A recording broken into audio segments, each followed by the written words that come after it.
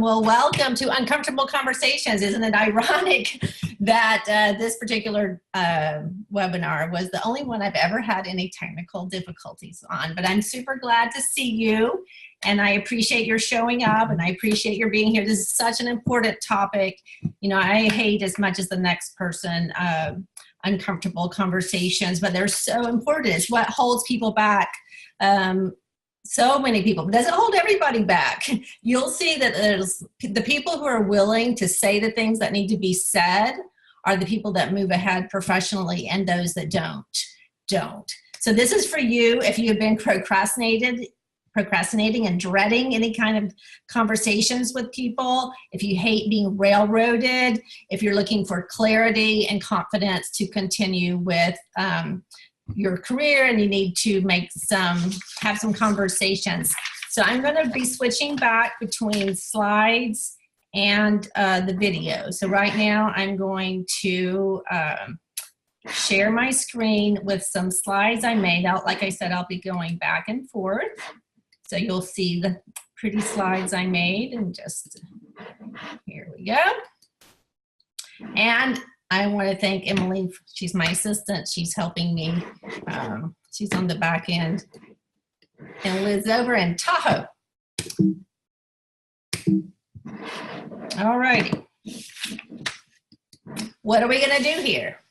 Why are we doing this? Why are we talking about this topic? Wouldn't it be easier if we just let people do what they wanted to do? Well, the thing is, we need to have, especially in any kind of organization, you need to have a safe space for differing opinions. Left to their own,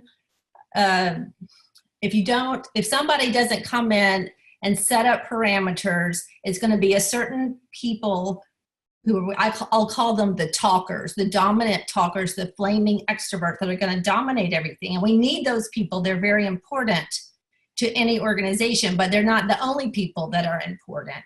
And this is also today, you want to have authentic relationships, and that means you have to say what needs to be said sometimes. And of course, this is going to make you a more influential leader. Now, a lot of you know who I am. Some of you don't. I'm not going to go on very long about this, but I founded Smithsonian Institute Communication Skills Training in 2009. I lived in Venezuela a long time. I speak Spanish and some German, and I'm totally obsessed with human potential. My first experience was being a facilitator of the 7 Habits of Highly Effective People back in Caracas, which used to be a nice place to live. I taught college for a long time. I said crazy family, like I don't consider myself crazy, but definitely family is kind of nuts, but I love them. And introverts and brainiacs are my people. All right. Oh, Clark, glad you can make it. So we are going to cover a lot. You know, half an hour is not much time to cover such an important topic as uncomfortable conversations. So I'm going to ask you to make sure you're not distracted with other things like texting and the phone, because it's going to go by really fast. I don't have the intention of like solving all uncomfortable conversations, but definitely you're going to come out of here with some tools that you can use to get through, and hopefully to motivate you to go on and have those conversations. And what we don't want is everybody thinking alike. We don't want there to be fear of disagreeing. Or like I was speaking with someone in HR, the leader of HR of a company out in California, and she said, she calls it the guppy effect. She said every time she would open her mouth, she would be interrupted. And that was a behavior that was tolerated at her company. And being able to speak up and say things is an important quality, but I bet in any company, I know for sure there are people who are quieter, who don't feel safe in speaking up. And if you're the leader, it's your job to create that safe space. We need input from all kinds of people to compete as a company. So we're going to cover like why these conversations are uncomfortable, because they're not uncomfortable for everybody, but they are uncomfortable for us. I guess you wouldn't be here if you were the kind of person that it didn't matter to. So if you want to take a minute and comment in the chat, I'd love to know like what frustrates you or makes you squeamish about uncomfortable conversations. If you'd make a comment, that would be great. I'd love to hear from you in that way. And while you're thinking, I want to point out that it's a psychological, or rather personality trait that makes us not want to have these conversations. And if you've studied psychology, you may remember there's this trait called agreeableness. And there's also openness, conscientiousness, extroversion, and neuroticism. Those are what the 5, I see unintentionally offending someone. Exactly, that's exactly what I'm saying. Somebody who's high in agreeability does not want to offend someone. And someone who is low in agreeability doesn't care. So that's why you see people, like for some people, the pain of seeing this issue unaddressed is much higher than the fear of offending a person. And then if you're a sociopath, you have no concept of offending people. So you just don't have any, it's not uncomfortable at all. But yes, having the other party angry, well, that's another fear that is common to someone who's high in agreeability. So we're going to go through like how to navigate those fears of unintentionally offending someone, having them angry, because, you know, I also want to have everybody happy with me. So I'm going to go into some examples, and I'm going to identify 3 factors or 3 elements that are going to be in place with any uncomfortable conversation. So you have the example, like this one in particular, the parent who has trouble telling the babysitter not to give the kids too much sugar. That personally for me would not be an issue because I don't feel uncomfortable saying that to a babysitter, but that is a real example from real life. So what are the 3 ingredients here? I don't have them written out on the slide, so if you want to write them down. One is the social contract. Like the social contract is like is harmony. It's an unspoken agreement that people are going to behave in a certain way, to play nicely in a way. And some people that are high in agreeableness are very sensitive to this social contract. That's why you have these fears of, you know, ruffling somebody's feathers, whereas another person would not even enter onto their radar. So one of the key factors is the social contract. And then there's the second ingredient would be there's differing opinions. Like my daughter, who's just about to go back to USC in next week or in a couple days, she had a roommate last year who would drink Kool-Aid, a package of Kool-Aid with a cup of sugar in it every single day. And that just makes my teeth hurt to think about drinking that much sugar. But clearly, lots of people disagree how much sugar is appropriate for a child. And so if you're handing out money, as I say, which nobody's ever doing, I mean, then there's no disagreement. But when there's disagreement, when there are differing opinions, and even the different opinions can all be valid, that's what creates an uncomfortable situation. And then when there are high stakes, so of course, every parent wants the best health for their kid. So that's considered a high stakes issue that makes the conversation uncomfortable. If we were talking about what's the best ice cream flavor, that's low stakes. Who cares? I mean, it doesn't really matter. But if you're talking about, here's another example, a contractor who's late is annoyed when his crew arrives to the site. There's disagreement on maybe they weren't clear on what time they were supposed to be there. Maybe the crew members have trouble getting there on time. There's but there's those 3 factors: the disagreement, the fear of upsetting the social contract, the differing opinions, and the high stakes, because the contractors clearly fears losing the contract, or going over budget or being late. A common example, I've just put nurse, but a lot of times people are promoted to manager because they're such great performers, individual contributors, and they don't get the supervisory training. And so this person who is now leading people who were the peers, it's very uncomfortable for that person to then start giving feedback. So that's an extremely common situation, not just in healthcare, for people, for uncomfortable conversations. Sometimes a manager will feel bad, because these are all examples from clients of mine, about someone she fired some time ago. And it was because she didn't handle that conversation, those uncomfortable conversations well.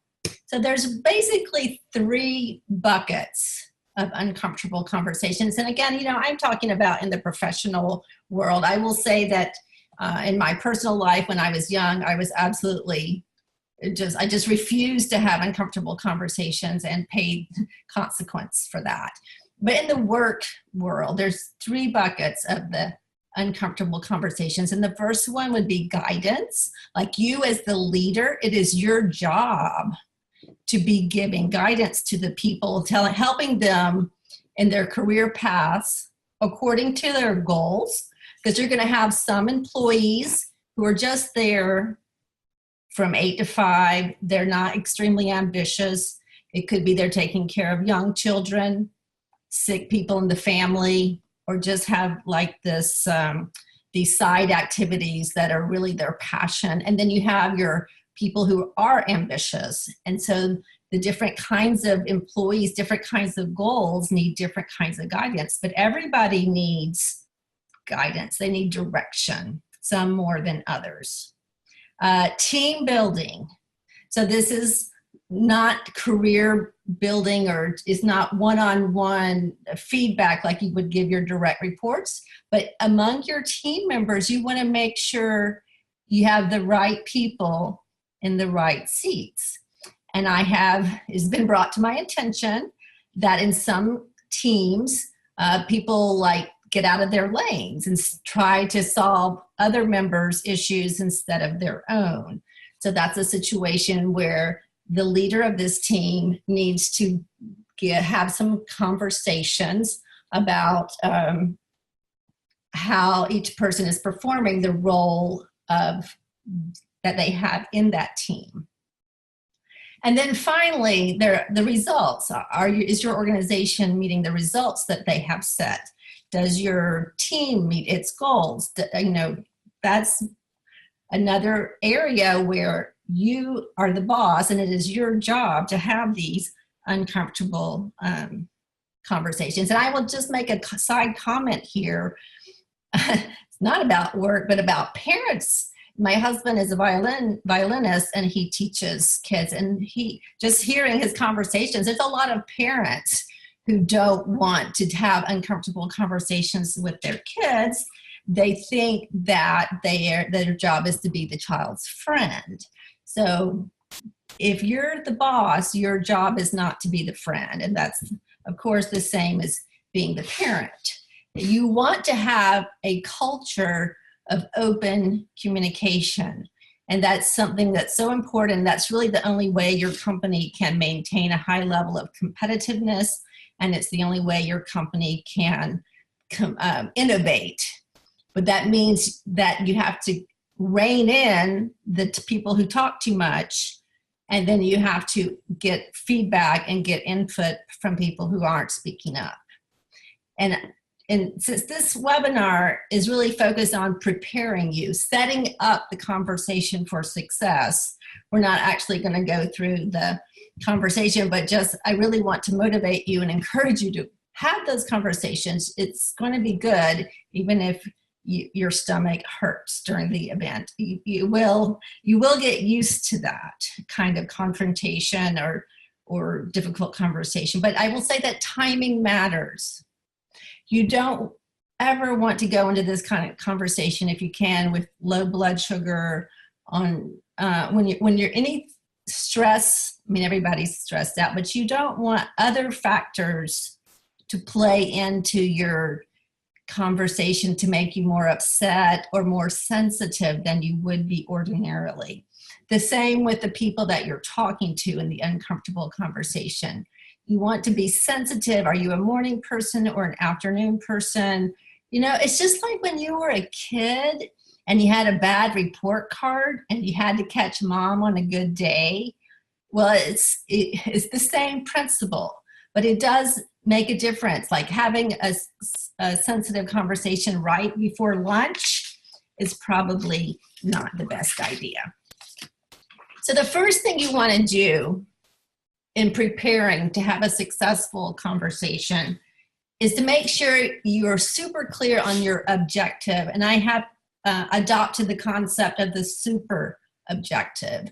I'm teaching that now. I see that is so important. The super objective actually comes from the theater world. So the objective is the outcome that you want as a result of this conversation. And you can think, how do I want this person to feel? What do I want them to know? What do I want them to do? So those are 3 ways of looking at your objective. Let's say in this example, again, is a little bit humorous, but it does come from real life. Let's say you have an employee who doesn't use deodorant or soap and smells bad. I had this situation with employees of a lab, and they had to work in close proximity, and the guy did not have the same level of hygiene. So in that case, the objective of the conversation would be to convince the person to use deodorant and soap. But the super objective is your long-term objective for your relationship with the people you're having the conversation with. So the super objective for this employee would be that you want them to prosper, you want them to do well. And in the case that I'm referring to, it was someone who was not from this country, so we could attribute the difference to cultural factors, but the person was working in North Carolina, so it's important for their success to understand American workplace norms. So that would be a super objective, would be preparing the employee for long-term success. And I think as a leader, a lot of times that's going to be your objective, that you want to prepare them for long-term success. And one phrasing to think about it is that when you express that you know they're ambitious or you have high standards for them and you recognize that they are capable of meeting these objections. Before I go on, we're more than halfway through, but and I'm going pretty fast. Are there any questions? I want to mention a tool for going over your objective. But if you have a question, just feel free to type it in. We'll also do questions at the end. But there's a tool of contrast. And contrast is a very handy communication tool that helps people tune in. So your tool of contrast is saying your objective in terms of what you do want, and then you contrast that with what you don't want. So what I do want is to help you develop as a professional. Let's say that's an example. What I don't want is I don't want to be a micromanager. I don't want to be picky. I'm not trying to run your business. And think of all those objections that the employee or the person you need to have this conversation with can potentially come up with, and you address them. So you could say, you know, I do want to address this issue because I think it's so important for the future of our company. I don't want to offend you. I don't want to make you angry.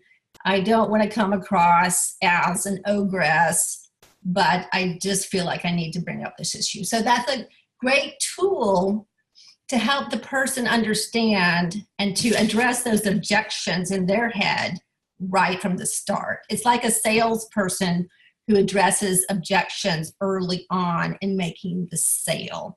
And if you think about it, an uncomfortable conversation is kind of a sales conversation. It's just about It's not about selling something, it's about selling a behavior change. So step number 2 in preparing for these uncomfortable conversations is to make sure probably you are, but you want to make sure people know that you're the kind of leader who seeks feedback. Because everybody's thinking, well, what's good for the goose is good for the gander, to use an antique expression.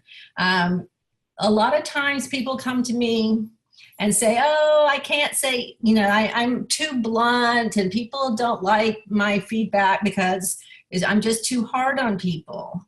And all communication flows through the filter of the relationship. So a lot of times it's because they only hear negative feedback from a person. Doesn't mean that that's all the kind of feedback that person gives, but it's what the person hears.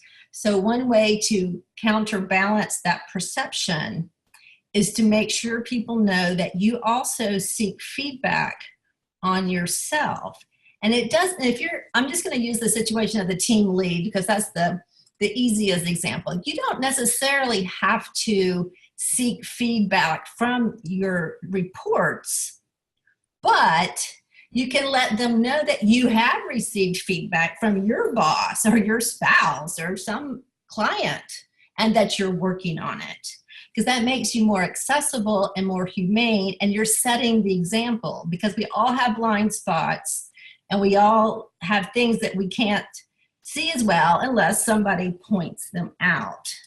So that's step number 2. And I put a couple of questions here that you can, if you want to, because it may not be that you're the boss. Maybe you're a peer of someone and you want to have a better working relationship, or you need to have a difficult conversation with that person. So these are 2 questions you can ask that are kind of soft selling for feedback. One is to say, what can I do differently or stop doing that would work, that would make it easier to work with me? And because sometimes you get a boss that doesn't give you feedback. I've been in that situation, and I will tell you that that's a good question, but you have to ask it more than once. Or is there anything I can do or stop doing that would make your life better? That's another way. And finally, step 3 is knowing what motivates each person. Because like I mentioned at the beginning of the webinar, some people are very ambitious and they want the next promotion like yesterday. And some people, they've got a lot going on in their personal lives and they just want to make it through like the next year. Like I know I have a friend who had 2 children in like 14 months or something. So for a while, all she wanted was just to, not lose her job, she was not in the ambitious phase, but then a few years later, because you can change tracks. So it's important for you to know what motivates each person so that you can tie your comments to their goals. So those are the 3 things. You want to, I'm just going to review them real quick. You want to have your objective and super objective clear, using the tool of contrast if you want, that's helpful. You want to make sure that everybody knows that it's not that you're just dishing it out and nobody can say anything to you, but you are the kind of person who seeks feedback. And then know what motivates that person so that you can tie in what you're going to say. Like if you're talking to the CEO, then clearly that person wants the company to be successful, and there may be some short-term obstacle that you can address for your specific feedback. All right, so I am going to, so please, this is your chance to ask questions. We just have a little bit more time. Whoa. I don't know if you can see me.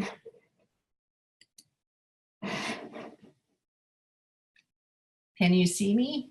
Oh, now, just a minute. Now you can see me. Yep. All right. If You can't see me, thank you.